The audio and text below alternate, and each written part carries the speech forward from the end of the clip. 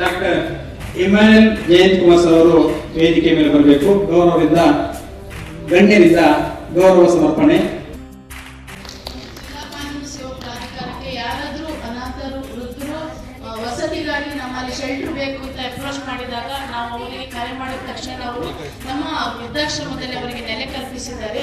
ಅಲ್ಲದೆ ನಮ್ಮ ನ್ಯಾಯಾಂಗ ಇಲಾಖೆಗೆ ಸುಮಾರು 12 ವೀಲ್ ಚೇರ್ಗಳನ್ನು, ವಾಕರ್ಗಳನ್ನು ಅವರು ಉಚಿತವಾಗಿ ಕೊಡಿಸಿದ್ದಾರೆ. ಬಂದಂತ ಕಕ್ಷಿದಾರರಿಗೆ ಸಹಾಯ ಆಗಿದೆ ಅಂತ. ಅಷ್ಟೇ ಅಲ್ಲ, ಅವರ ಆಂಬ್ಯುಲೆನ್ಸ್ ಸೇವೆ ಇದೆ.